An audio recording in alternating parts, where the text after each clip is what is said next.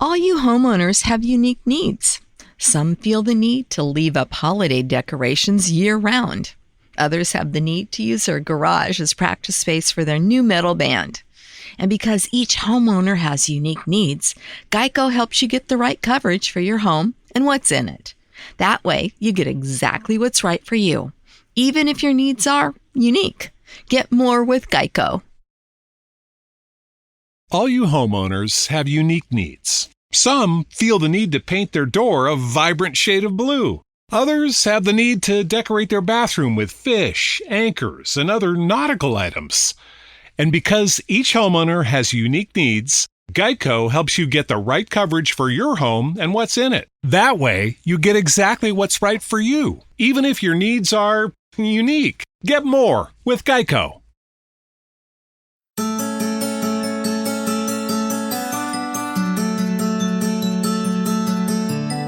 Hey y'all, welcome back to the Don't Mom Alone podcast. I'm your host, Heather McFadden, and this is the place where I get to walk alongside you and connect you with people and resources so you know that you don't mom alone. And in this episode number 512, I'm welcoming to the show Chris and Clayton from Good Kind. So a lot of what Clayton and I talk about is spiritual disciplines can be a matter of responding to where God is moving, like notice what God is doing and then follow him in it. It takes more work as parents to say, I really want to be responsive to the Spirit of God in my kid's life and then help when that happens. But I do think that's where it gets to be more beautiful. Chris and Clayton work together at their local church, but they also have created a company called Good Kind, which is helping parents cultivate good kind of spiritual habits in their home. And that goes along with their new book, Building Spiritual Habits in the Home. And we talk about 6 key shifts in building lasting spiritual habits based on habit research. We're going to share real life examples how to practically walk out a spiritual habit with your kids and how do you navigate different seasons. And we're also going to reflect on our own spiritual formation from our childhood experiences. Let's get right to it. Here we go. Chris and Clayton, welcome to the Don't Mom Alone podcast. Thanks for having us, Heather. Yeah. And y'all, in true Don't Mom Alone style, I have welcomed them to the show crying. So there's that. And it's all good tears, all happy tears. Chris and Clayton have a book called Building Spiritual Habits in the Home. And I have already let them know that we are not going to have a conversation about handing our kids faith where they feel more shame, where they feel less loved by God, and where we chokehold the gospel out of a place of checking a bunch of lists, like a boxes of, Bible study shouldn't be a box to be checked. So I'm thankful you guys are along for the ride for that, right? Absolutely. Okay, so I'm going to have you each individually introduce yourself so people can orient to your voices. So Clayton, you go first. All right. My name's Clayton Greene. I live in Durham, North Carolina. I went to the better of the 2 schools in the Triangle. That is UNC, go Tar Heels. So if you are aware of college basketball, this is not our year, but it is our generation. I got to know Chris a couple years ago. We started working together on a couple of creative projects, one of which you might know of, which is Advent Blocks, which is where this all started. And we essentially from there started creating more products for people to be able to do the things in their home that they're really intended to do, but sometimes it's a little hard to actually make happen. And Advent Blocks was the kickstart of that. We are also really, really good friends. My wife, Kristen, and I have 2 girls, Kara and Susan. Is that a good introduction, Heather? Yeah, Kara and Susan, how old are they? 12 and 10, 6th grade and 5th grade. They're fantastic. Bless it. I already told them, I think that y'all about to hit the hard part. But maybe Yeah. Chris, I don't know. Chris, how old are your kids? Tell me all the things. Here's Chris. Yeah. This is my beautiful honey tinged voice. I also went to school here in the area in the Triangle. I wasn't able to go to UNC Chapel Hill, so I had to settle for Duke University. And, what are you going to do about it? We're going to win the national championship this year, but it's no UNC. And we always just remind ourselves of that. Anyway, and my oldest goes to Tennessee. Hey, they're not bad this year. They're in the running. Okay, go ahead. Let's see it. Let's hear it. I can talk basketball. A little bit of round ball. My wife went to UNC, so they still have a special spot in my heart. we've got a pair of kids who are similar in age to Clayton's. My daughter's 10 and my son just turned 7. So I tell people all the time that I think I'm pretty keenly aware that it was tremendously hard when they were little. Yeah. And it's about to get very hard again. And this is the sweet spot where parenting is as easy as it's ever going to be. It's Mm. still not always easy, but I'm like, this is the fun part. This is why people have kids. And I'm starting to see that. So, Yeah, this is when I tell people, okay, you're out of diapers and napping, go do the trips before they get the phones and they're distracted, they don't remember them and they're snapping the whole time. And yeah, and it's like, I think some parents are so exhausted from those little years that they check out during the years that y'all are in. And it's like, no, this is the lean in time. This is the Hmm. maximize relationship. My dad used to take me on donut dates every other week, and we'd look at my Precious Moments Bible and we'd eat a sprinkles donut and we'd walk through the woods. And I mean, discipleship was very intentional and yet also very enjoyable. And so that's what was modeled to me. I know everyone has different experiences in life. And either you came from a very regimented home where Bible study was required, prayer times were serious and holy, and you were there's a lot of shame around it that they're trying to undo as adults. Others did not have any spirituality. It was wheels off, don't care what you do, there's no structure, just parents are a mess, they're a mess, and they're looking for structure. And so sometimes they take these things and they add them to their home thinking that's the right answer. And I think the gift I have is that I saw the gospel lived out, discipleship modeled in a healthy way where I don't have a lot of baggage and I could just do what I saw done. But that's not true for everyone. And so we need people like you guys creating great products like the Advent Block. We'll link to those in the show notes. But I'd love to know for you personally, like what got you interested in making spiritual habits a part of families and homes? Yeah. So what's I love about the story you just said is you said a phrase there at the end. You said, "And do what I saw done." If you could give like that's not a phrase that we would have used, but when you use that phrase, that's the premise behind the book that we just wrote, is that we are teaching and training our kids, and the training ends up being a lot more impactful than the teaching, right? You didn't say I continue to even say believe what I was told to believe. You said I did what I do what I saw done. It's all started 2019. I mentioned Advent Blocks. It's a story that started in my home where my daughter Kara, the now sixth grader, she was 5 at the time, said to me and my wife Kristen on December 23rd, "Mommy and Daddy, you say that Christmas is all about Jesus, but it feels like Christmas is all about presents." Right? So we were saying one thing, we were teaching, but in terms of doing what she saw done, what she was seeing be done was the purchase of presents. Now, let me just get ahead of this question. We still buy presents at Christmas, okay? Right. But there was something about the alignment between what we were saying we were going to do and what we were actually doing in our lives that I was a little bit disappointed in. And I think Carol was too. Fast forward to the next year, looked for some things to rival the presence in the center of the home and bring our attention to Jesus at Christmas. And I drew how some blocks would move. Chris wrote a guide. And then that's what everybody knows as Advent Blocks today, is essentially these tangible, practical, real life things that we do that we believe end up having a substantial impact on who our kids are going to be. Maybe more so, it definitely mixed with, but maybe more so even than what we teach them. Yeah, it's good. Okay, so that's Advent. In this book, you talk about 6 key shifts. And I would love to know, like, I mentioned Bible reading. We think about prayer. What are 6 feels like a lot more things that are habits? Yeah. So the shifts are not specific spiritual habits, though throughout the book, we apply these things to any number of spiritual habits, Bible reading, prayer. Those are kind of the big two that people think Yeah. of. But the shifts are, how do we do this in a way that actually makes the stuff stick with our kids? And it does go back to Advent Blocks where we did this and found that our children really wanted to do this, which made us ask the question, it's not like we wanted to read the Bible more this year. So why is it that they wanted it more? And there was a lot going on with the actual thing they were holding that we said, oh my goodness, there are habit elements in this. So the 6 shifts, Clayton, you may have to help me out with this because I'm always forgetting one of them.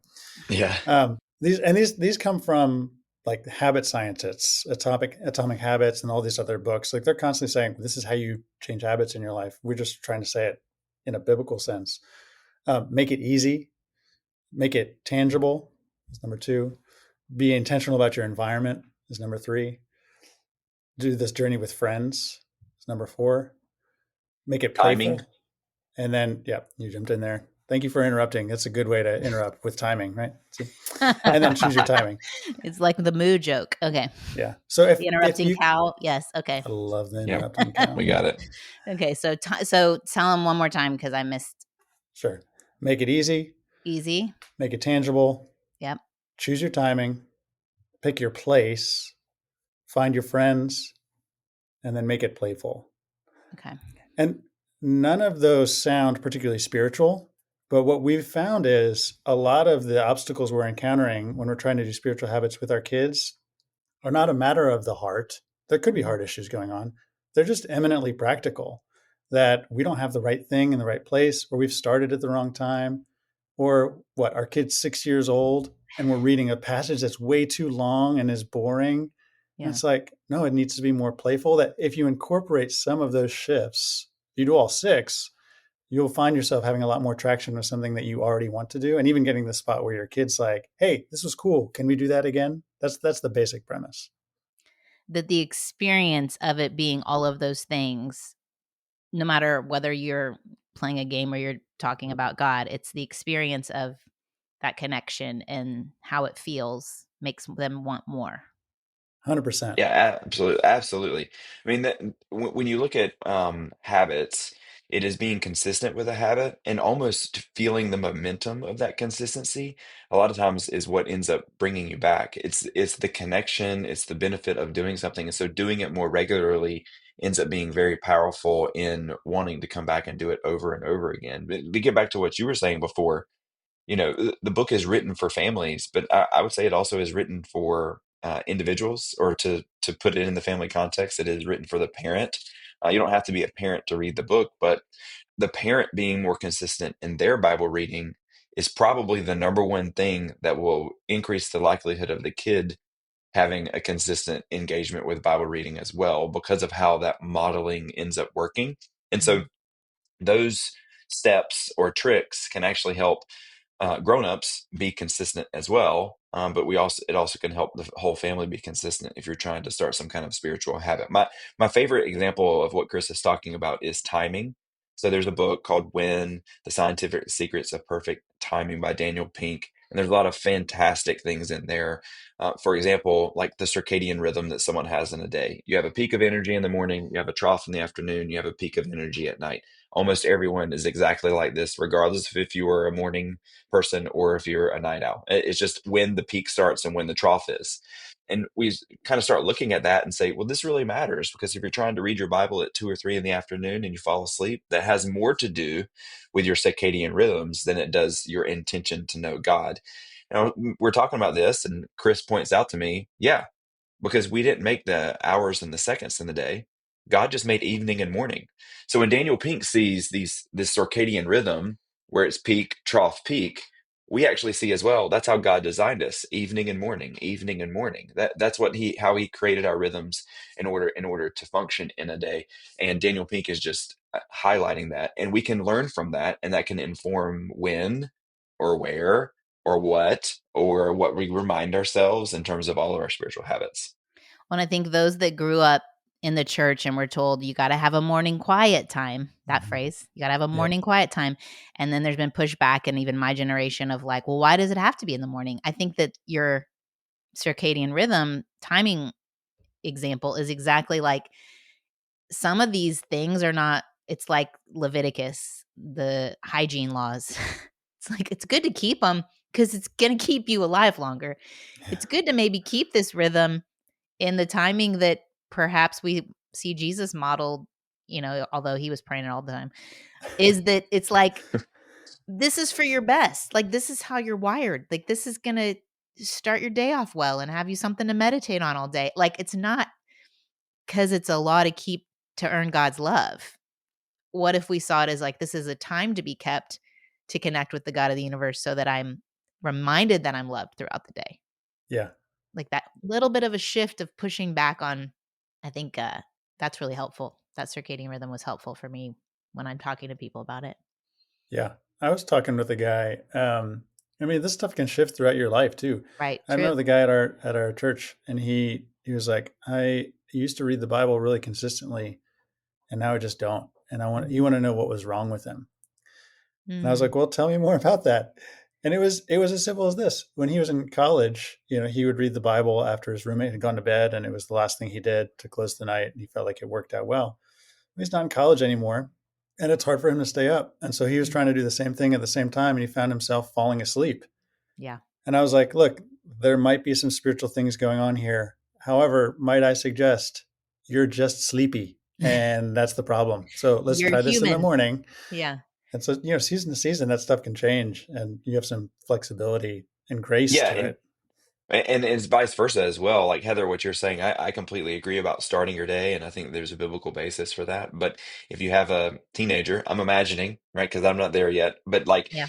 if they're waking up, minutes before they go to school, and they end up doing it in the afternoon, we would celebrate that, right? I mean, Right. it's Yep. it paying attention to when matters, and I think there could be a preference, but there's a flexibility. We hopefully are building that into the book. What we don't want the book, and I don't think that it is we don't want the book to be you should do it how Chris and Clayton do it.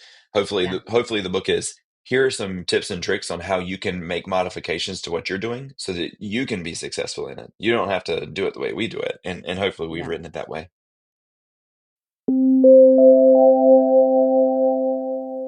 One way my parents integrated the good kind of spiritual habit was we would go to the movies and then we would talk about what we saw and how the gospel was woven into the storyline. And I have great news for you. There is something coming to theaters on March 27th, 2025 that you're not going to want to miss. Your favorite series, The Chosen, is going to cover one of the most epic parts of Jesus' story, the Last Supper. It covers from when Jesus rides into Jerusalem and the people of Israel welcome him and the disciples anticipate that he will be crowned king. But instead of confronting Rome like they all thought he would, he turns the tables on the Jewish religious festival. The Jewish leaders, their power is threatened. The country's religious and political leaders will go to any length to ensure this Passover meal is Jesus's last. What's really cool is this film is shot in beautiful cinematic format. The Chosen Last Supper will bring the most pivotal week in history, Holy Week, to audiences in a special 3-part theatrical release. You can get your tickets now at thechosenlastsupper.com. That's thechosenlastsupper.com. You can pre-order your tickets for the 3-part theatrical release at thechosenlastsupper.com. That's thechosenlastsupper.com. Text your favorite person, grab your favorite box of movie theater candy, and go see The Chosen Last Supper in theaters. Shifting from spiritual habits to healthy ones, I don't know about y'all, but it is challenging for me to get my boys to eat enough fruits and vegetables that I know help keep their immunity strong and just help with their brain function and mood. And that's why I've loved partnering with Hiya Health. So while traditional children's vitamins are basically candy in disguise, we're talking gummies filled with 2 teaspoons of sugar and chemicals. With Hiya, it is a superpower chewable vitamin. It was formulated by pediatricians and nutritional experts where they press a blend of 12 organic fruits and veggies. They supercharge them with 15 essential vitamins and minerals like vitamin D, so good, B12, C, zinc, folate, many others. They help with your child's immune system and energy and concentration, all the things. It's non-GMO, vegan, dairy-free, allergy-free, gelatin-free, nut-free, and everything else you can imagine. Also, if you're tired, like I just mentioned, of battling with your kids to eat their greens, Hiya now has Kids Daily Greens Plus Superfoods. It's a chocolate-flavored, yum, greens powder designed specifically for kids and packed with 55-plus whole food ingredients to support their brain power development and digestion. You just scoop, shake, sip with milk or any non-dairy beverage for a delicious and nutritious boost your kids will actually enjoy. And we've worked out a special deal with Haya for their best-selling children's vitamin. Receive 50% off your first order. To claim this deal, you must go to hayahealth.com/DMA. This deal is not available on their regular website. Go to Haya Health. It's spelled HIYAHEALTH.com/DMA. You'll get your kids the full body nourishment they need to grow into healthy adults. I know there's a book out there, Justin Early's, and he actually endorsed your book, so he knows you exist. Habits of the Household was his book. What's different? I know what he says in there. He says that yours is refreshingly practical, and it's not just refreshing, it is ridiculously practical. So this is the whole, how do you get started once you're convinced we need some habits in our house? Yeah, so I would say that Chris has probably a better connection with Justin than I do. But when we got the quote from him, it was better than we could have written ourselves. I mean, where he says that last piece where he says, when people read my book, Habits of the Household, and say, well, where do I start? This is going to be my new answer. And I would say that like Justin's book for us has been an incredible resource for what we should be doing Mm. and all the different ways and opportunities we can instill faith in our kids. I think our book is more how you can begin those things. So we're kind of teaching people how to fish, so to speak, in terms of actually learning what it looks like to apply some of the pieces that he is recommending. Because I don't think Justin would actually, Chris, you've talked to Justin about this, where it's like, I don't want everybody, common rule or habits of the household, to just take what I've done and to do exactly what And I've just done. copy. He wants you to cultivate your own rule of life for yourself Exactly, and personally that's or not as a how God family. would want us Yeah. to do it either. And so, if Yeah. you take his book as like as a great resource of these are all the different things and the different times of day and all the considerations of what it could do and what it could look like at its pinnacle. All right, but how do I actually make that work with the fact that my family does X, Y, and Z on Tuesdays? Yeah, I mean, he's not informing that, but hopefully our book gives you some steps and some tweaks in order to make it work for you on Tuesday. What he says is an important thing to do. Yeah. Okay, so let's play it out. Let's talk it through. Do you have an example of the how? Like, we've talked through all of the parts, but like, let's give a practical example to someone listening. Let's say prayer. So one of the first shift we have with this is make it easy. And so I find a lot of people really struggle when they get excited about a new spiritual habit they want to get into, prayer, and they decide they've heard something, they've learned a lot from maybe their pastor, or they read a book, or just someone on Instagram. It was like, it could be like this and this and this. And so they decide, I'm going to do this. And the this that they come up with is pretty ambitious, right? It'll start tomorrow, and I will pray for 30 minutes a day, and I will pray for these people. And I think that's beautiful. And it lasts for maybe a week for any of us, because we don't have that kind of discipline. And there are people who will pray 30 minutes a day, but I almost certainly guarantee you they didn't start from 0 to 30. So what we would say is, okay, how do you make this easy? Not just easy, but easier than you think it has to be. And so we'd say, okay, you want to pray tomorrow. Instead of the goal being 30 minutes, make the goal literally that you're going to pray 2 sentences. Hmm. That you'll set your alarm, and when that alarm goes off, you will pray 2 sentences. And then if you've done that, that's a check. It's going to feel like it's not enough. And honestly, it's not. If you only pray 2 sentences a day for the rest of your life, we'd say, well, I'm hoping this is going somewhere. Yeah. The more you're with Jesus, the more you want to be with Jesus. Right. To Yeah. get Yeah. you going somewhere, if it starts easy, then the next day you're like, oh, no, I did it. I know I can do it again. And it builds a sense of momentum. So that's just one of the 6 shifts applied to prayer. It's saying, like, if you make it really easy at the beginning, then after a week, you've noticed, hey, I've done this every day for a week. I can do this. It becomes a habit that you can build on. But you can't build a huge habit onto nothing. You got to start with something very, very small. Yeah, I'll add on to that and give a tangible example. So, if you want to pray for or with your kids at bedtime, I'm a strong proponent of a tangible reminder to do that. I walk into my kid's bedroom at night and I'm just thinking about them going to sleep.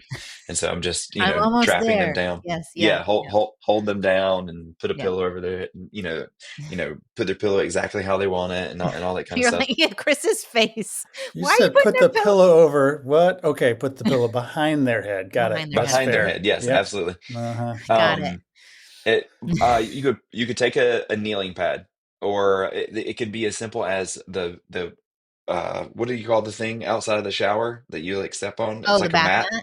The Yeah. bath Yeah. mat. You could put a bath mat beside the bed. Now you probably should get one that's a little bit prettier that should go by the bed, but you could just put that by the bed as a reminder to kneel by the bed. And if you put that there with the intent of this is going to remind me to pray, and then you physically kneel in a posture of prayer, and that hasn't been there before, that thing will cue you to pray when you're saying goodnight. If that thing is not there, then you might not kneel. You might come close, but might not pray because you haven't reminded yourself to do it.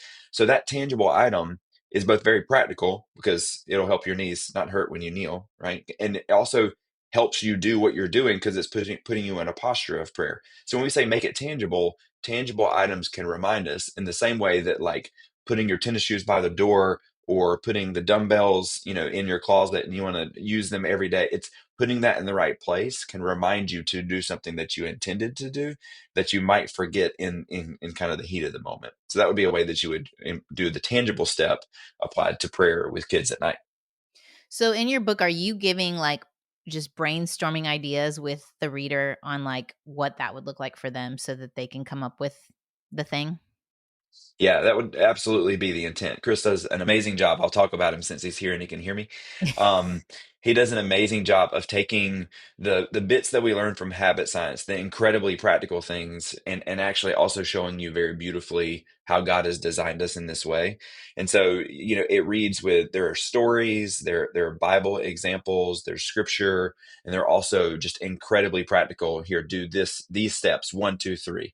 Actually, the chapter cover for each chapter actually has those very practical steps listed on there, so you could kind of flip through and just look at the chapter covers. But the writing is beautiful and really helps you understand each piece so that you can then apply it to your own life. Okay. I feel like I need one more example. Well, the next example I would give would be it's a product that we sell on our website. It's called the Graticube. So a lot of people like to use dinner time as a time for intentional conversation, but that can sometimes become mundane or repetitive. So I don't know what teenagers do, Heather. Maybe you could share that with us. But like at my 10-year-old, I'll be like, "How's today's school?" And she says, "Good." And I'm like, "Well, is that all you got?" And then I've got to pull more and more, and I have this huge effort of getting her to engage in the conversation. The Graticube is a 12-sided die that we put on the dinner table that reminds us that we want to have that meaningful conversation, and I don't have to remind her or ask the first question because it is fun for her, playful. That's one of the steps, right? She picks it up, she rolls it, and then it prompts her with something that, someone you saw today. And then she's going to tell us why she's grateful for that. And when that prompt, tell us someone that you saw today, just launches this into a much better conversation, meaningful conversation, discipleship conversation than is when I'm just asking, "Hey, how was your day?" So that's another example of a tangible item that can remind us to do something that we intended to do. How did your parents do this? Hmm. That's a good Yeah, that's question. the first time someone's asked that question on a podcast to me. So Okay. Well, sorry. Then whoever has the answer first gets to go first. That's good. You know, I don't want to disown my parents. I love them and I think they did a great job. But I don't think this was common knowledge, that the idea that we needed tangible stuff in the home to point us towards spiritual things. So my mom was very faithful about dragging us to church. Me and my three younger brothers, we were there all the time. And I learned a ton growing up about Jesus from going to church. But I do remember a bit of a disconnect. It was hard to connect the church life with the rest of my life because in my house, what was happening, the conversations that were going on, kind of the bar that was set before us was, well, it's really good to be smart and successful. And all of us did that. And it was later in high school that I was like, how do these two worlds fit together? And it would have been really nice to have something that was like, home life points us back to, well, this is the same thing you did on Sunday, right? These are not two different worlds. But that's just my gut. I'm curious to hear this from So you, Well, Clayton. there weren't like habits of like prayer and Bible study, and like you weren't sitting around the table yeah. discussing Matthew or anything. Well, I mean, in every chapter, Heather, there's a part where we say celebrate what's working. And so what Chris is doing there is celebrating what was working, Yeah. and being engaged in a local body of believers in a church Mm-hmm. is Yeah. like 1,000% counts as as Yeah. a spiritual habit that you have with your family, like a Yeah. 1,000%, ten Yeah. thousand Well, and a percent. lot of families aren't even doing that. Yeah. A couple of things that come to my mind are we prayed before every meal. I knew that my dad's Bible was on his bedside table. I knew what it looked like. I saw him carry it on Sundays. Now that so there's a little bit of difference in our families now where I think we have to think a little bit more intentionally because there's some tangible things that existed that I watched that were just it's just how it was. But like I don't Mhm. carry a Bible with me to church on Sunday anymore because I have the Bible on my Oh, phone and you and maybe totally maybe should. I'm realizing that right now, Chris, because Yeah. I remember that it lived on his bedside table. Yep. I would see him reading it. I would see him carry it on Sunday, and I knew that it existed in a way that probably my kids don't. Here's another one, Chris. Maybe you can tell me I'll start doing this. My parents would write a check, and we would take it on Well, Sundays. Like I yeah. saw them write the check. My kids don't know that we give to the church unless we absolutely tell them, Good point. even though we do it on a regular basis. So I'll start carrying my Bible on Sundays if you start writing checks to the Yeah, I church, was gonna Chris. say, raise your hand. We have a checkbook for a couple things, but yeah, no, that is like, while we don't want to be flashing our faith, I think if it's just a part of who you are, your kids do pick up on it. My dad had some habits. You want to hear some habits I Oh, saw him do? 100%. Yeah. I didn't even. It's like what you're saying. Like it didn't even click that this was a thing until we were on spring break, and I had some high school friends all come, and they saw him do it, and they were like, "What is your dad doing?" I was like, "Well, that's what he does." He gets up and he has this little trampoline and he jogs on it, and that's when he's praying. It's great. And his Bible, this is a little gross for people who are hygiene people. It was always on the back of the toilet Oh, okay. for the morning time. But you know what? It was always on the back of the toilet, and that thing was highlighted, bookmarked. He taught a Bible study twice a week. I knew he did. Crazy, crazy, crazy thing is he taught it at the Sizzler on Thursdays. Amazing. And my husband was interning before I even met my husband. He was interning with someone in Indianapolis and went to my dad's Bible study for the entire summer, taught from the Bible by my dad before we even met. That's a really, really sweet part of that story, Heather. I'm gonna have to back up a little bit though, and the habit scientists say that's called habit stacking. If Yeah. you're gonna be doing one thing every Yep. day, then you Just can stick it do with something the else other at one. the same So time. there, if Man, dads are that is listening right now, throw that Bible on the back of the toilet. that is the best application of our book. He didn't read our book, but put the Bible there. You're gonna do that, so might as Hey, well have the Bible there and remind you. I know. I mean, now people, you're probably on your phone. So just pop on over to the Bible app if you're going to, I don't know. Now we're solving. Now we're solving problems. Now we're solving problems. Yeah. But I think yeah, all of this makes sense, and it's just like it was woven into the fabric of just what I saw him do. It's like running Yeah. on the trampoline, praying, and yeah, and even the donut dates I shared with y'all, like it was for sure fun. The sprinkled donuts, highlight of my week. I was delighted in every time. I had his full attention. I don't remember a single specific devotion we read, but I know the Bible, was there. And yeah, and I don't know that there's even one conversation that I could be reminded of, but I knew the overall feel of it. Yeah. And I knew what it felt like to be with my dad talking about Jesus.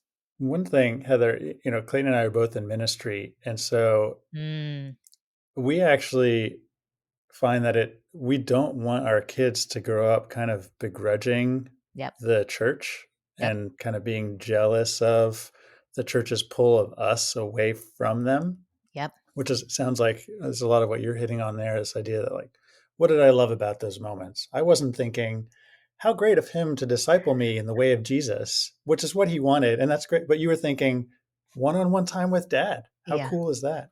Yeah. And it takes a lot of work for us to kind of make the things of God a regular part of our rhythms without it feeling like just that sense of like, ugh, Here he goes again doing a sermon. yeah, we have to do more church stuff, or he's gone again. And so we're keenly aware of that, which is why a lot of what we do is try to say like, look, a lot of this is stuff you can do. We don't want we don't want you to be doing 10 more church events or pulling out, the Gratitude is wonderful for this, right? Because it's like, look, this will take you 30 seconds tops, and you don't even have to do it every day.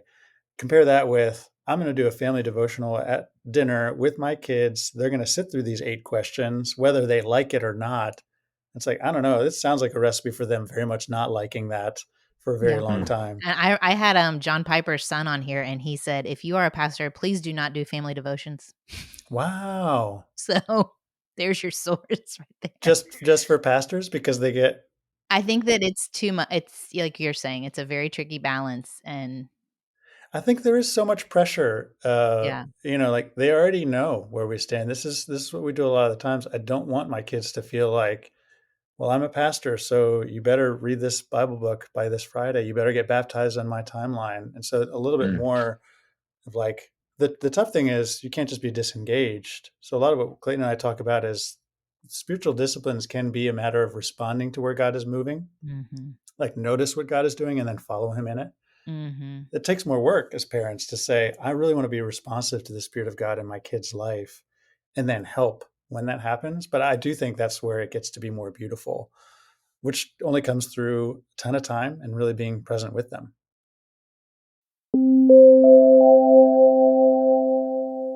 In this season of my life, I have struggled to find the best skincare for my face because I'm kind of in this odd place where I still can get hormonal skin acne. I want to make sure that I'm taking care of my skin and it's getting enough moisturizer. And yet I also don't want to have any of the toxic chemicals that add to my hormone issue. Well, I'm super thankful to have found Purity Woods. What's so great is they provide people with the cleanest, most effective, healthy aging and longevity products available. All of their products are USDA certified organic, non-GMO, free of anything artificial, free of toxic preservatives and synthetic additives like pesticides or fertilizers, dyes, parabens, and of course, cruelty-free. What I love first of all is that it smells amazing. They have a best-selling product, the age-defying Dream Cream, that's flying off the shelves for good reason. It includes this formulation of red maple leaf extract and this collagen-boosting ingredient like the organic mango seed butter and organic Indian gooseberry, which, if you didn't know, is the most antioxidant-rich fruit on earth. If you are in the same place as me and you're ready to detox your skincare routine of any hormone-disrupting synthetic chemicals, but you don't want to compromise results, then I highly recommend you try out Purity Woods Age-Defying Dream Cream. And if you don't agree that it's the best skincare, they have a 60-day happiness guarantee. Honestly, I have never seen a skincare product of this quality at this reasonable of a price point. Thankfully, the good people at Purity Woods have a special code coupon specifically for my listeners, so you can try it for yourself for 27% off today. Just go to puritywoods.com/DMA or enter DMA at checkout. That's Purity Woods, PURITYWOODS.com/DMA or enter DMA at checkout. I think one part of connecting our kids to good spiritual habits is maintaining our own childlike wonder, is seeing the world in this innocent, fresh way, filled with faith. And like my dad walking through the woods with me and pointing out creation, I love that. And maybe you found yourself in a humdrum place. And one way you could express that childlike wonder is through a new pair of eyewear. Experiment with some fun patterns and colors. And I love connecting with Pair Eyewear because their base frames start at just $60 and their top frames start at $25. And for the prescription part, your FSA or HSA could cover it, and you get 15% off when you use the code DON'TMOM at paireyewear.com. So let's talk about what I love. First of all, you can go on their site and do their virtual try-on. So you can find the best shape for your face. Also, for every pair that's purchased, the Eye Alliance provides a pair to a child in need. You can, even with the lenses, get a prescription that has a progressive option or readers, blue light filtering, and so much more. I think it's really cool to get a fun base frame. Now, if you have kids, they have all these great collabs with Disney and Marvel, Star Wars, NBA, all of that. But I also think it's great that you can get a top frame that's a sunglass option. So you can get your everyday seeing eyeglasses, get the sunglass option that just pops on, magnets on the side, just pop onto that base frame. And you can continue to have prescription sunglasses without having to find the pair in your bag. It's so easy. Just go check them out. Free shipping on US orders, free returns and exchanges within 30 days. And you will see the world with fresh eyes. Go to paireyewear.com. Use that code DON'TMOM for 15% off your first pair. Support the show by mentioning Don't Mom Alone sent you in the post-checkout survey. This is how you spell it. PAIR, eyewear.com. Use the code DON'TMOM.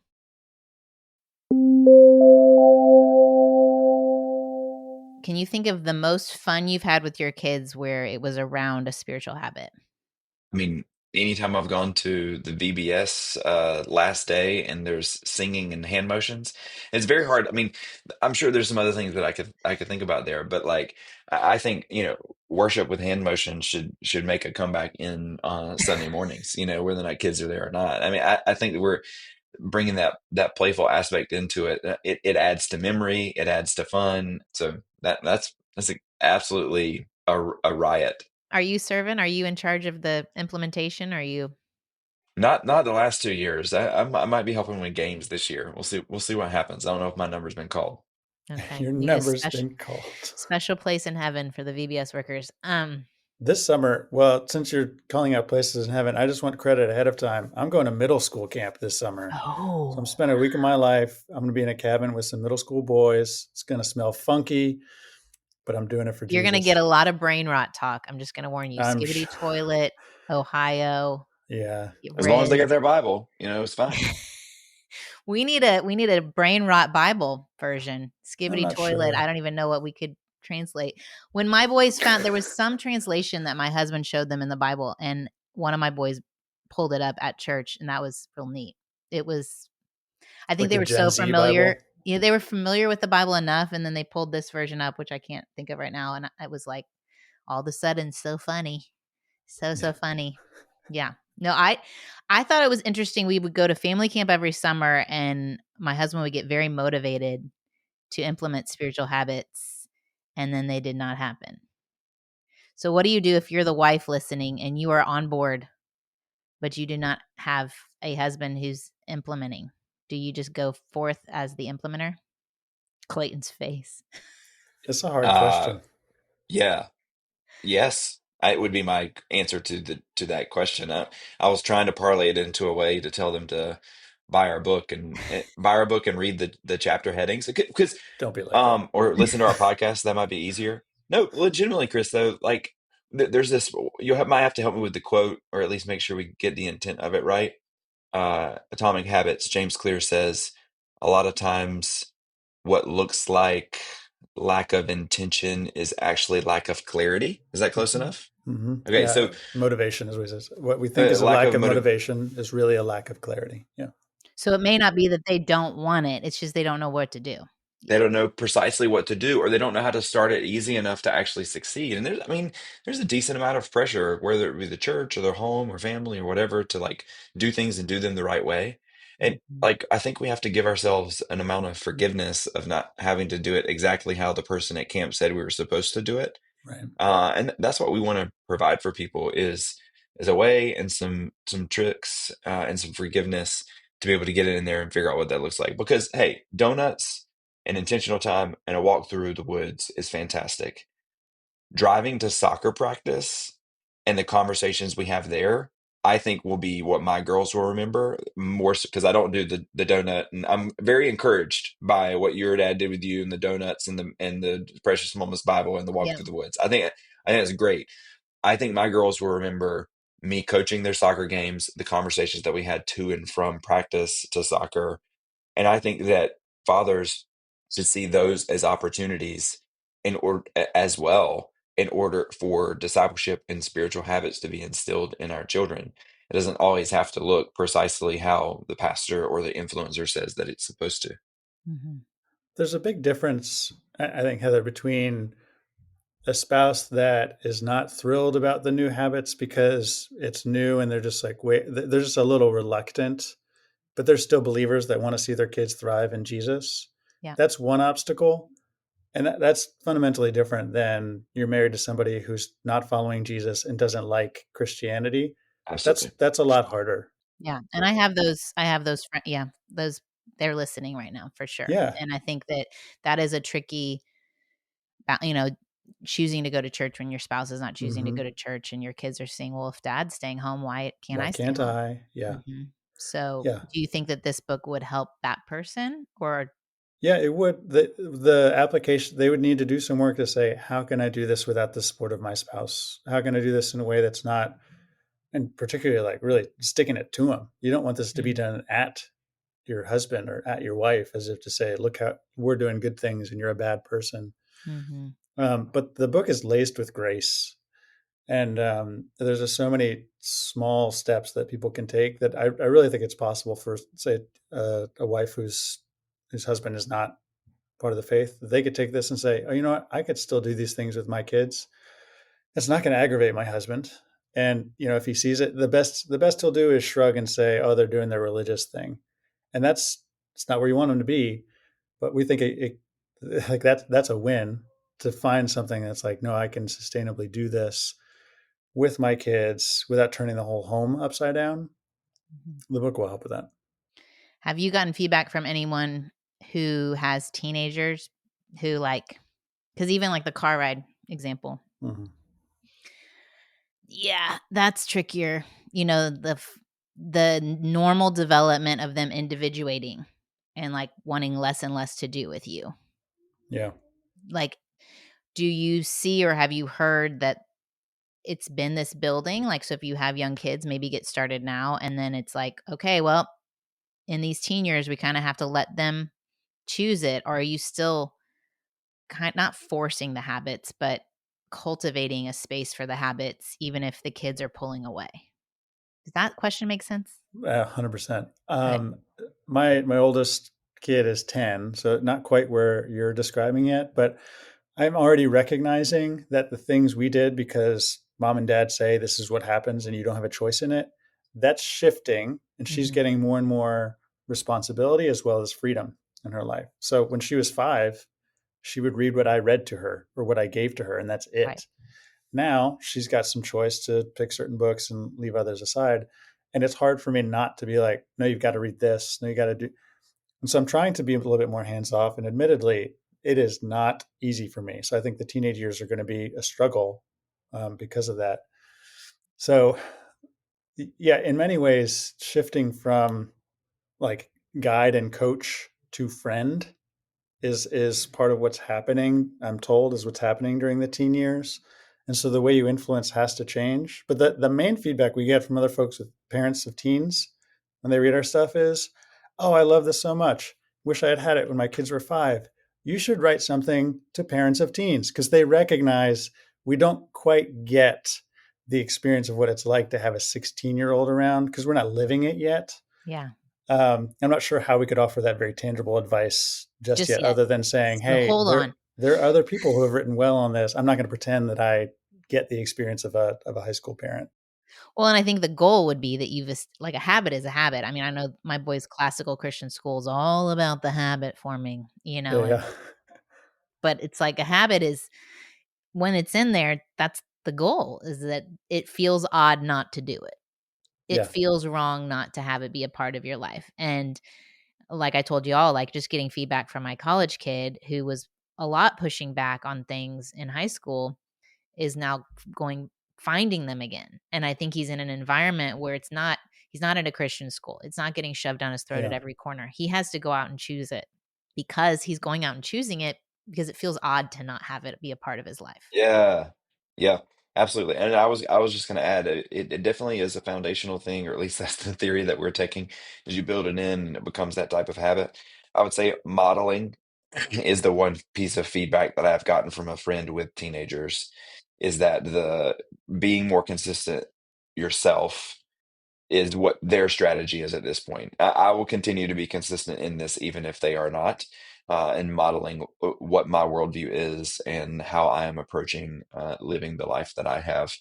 I think the book can still be helpful for that person in terms of being consistent themselves. Like I said, it's Yeah. for the family, Yeah. but it also works for the individual, for the parent, because that modeling is probably one of the strongest ways that we train them in the way. 100%. And I would say, as a mom of teens, like for sure, the discouragement of those years will cause you to lose your spiritual habits. Mm, And it has been me putting them back in intentionally. I just read Practicing the Way and like went on a spiritual retreat. And it's like I put them back in and now I'm seeing fruit of that. So it's like this reminder that yes, you are responsible for your kids, but at the same time, I used to tell people you're important, but you're not essential, that God is still that's moving good. and working and Hmm. wanting to That's surprise true. you, and He's faithfully pursuing them beyond. But we get to be the ones who do build the home with spiritual habits. Building spiritual habits in the home sounds like a great book title. We're the ones who get to do that and then, let God do His stuff. So, yeah, I think this is super helpful. I'm so thankful to have met y'all. And I will be touring Duke, UNC, and Wake Forest next month. So we'll see which one wins out for my junior. If Wow. they accept Absolutely. We him, can't. Please let us know. We would love to know. TBD. Yeah. Okay. I'm Big. sure the financial packages will have nothing to do with that decision for you. Oh, my stars. Yes. Yes. Yes. We're looking for the money tree. Okay. It's coming. Yeah, I'm All still right. looking too. Yeah, we're all looking. Well, thank you guys for joining us. We will put links to all the things in the show notes, and so honored to have met you. This was fun, Thanks for Heather. having us. Of course. I would be curious, one, if you've considered out of the core spiritual disciplines, what is one in your family that you'd love to develop or become more of a habit in your family? That's, I feel like, the first place to start after listening to this episode. Consider, is prayer something? Is connecting with God in the church calendar, whether we're leading into Lent? Is there some way that you could find a great habit building tool that could make the journey to the cross and resurrection more accessible to your kids? My friend who came on the show and did her Finding Jesus for Christmas, I just saw that she released an option for Easter. That could be a great way that they find puzzle pieces for that Holy Week. What is a tool that is tangible and does all the things that Chris and Clayton talked about to help build in habits of connection to God as their friend, as someone they can talk with and walk through life with? I'm going to pray for us to give us discernment and wisdom. Lord, I thank you for all the work that Chris and Clayton are doing to help guide families in their spiritual formation journey.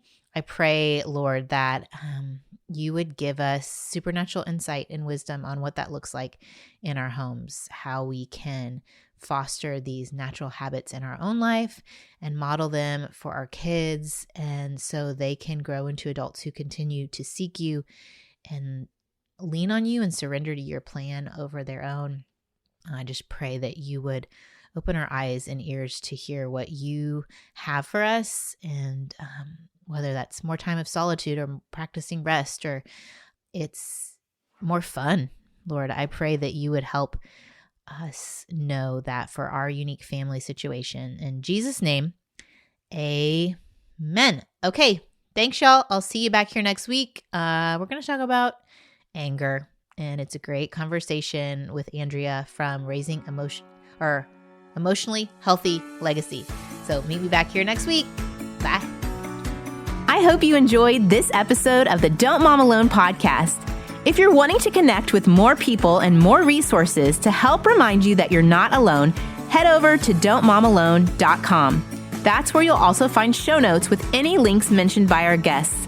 Most importantly, I want you to know the good news, the great news that you're not alone because God has promised to always be with you. With faith in Jesus Christ, the one who died for you and rose again, Jesus said when he left, he was going to leave a helper, a comforter, to be with us. God in us. Moms, that's superpower. So while you're washing dishes at your kitchen sink, while you're driving to and from work, while you're feeding that baby late into the night, while you're cleaning sticky floors, God promises to be just as present with you as when you're worshiping in a church pew. As it says in Zephaniah 3:17, the Lord your God is with you. He is mighty to save. He takes great delight in you. He will quiet you with his love, and he will rejoice over you with singing. Now that's good news. Have a great day.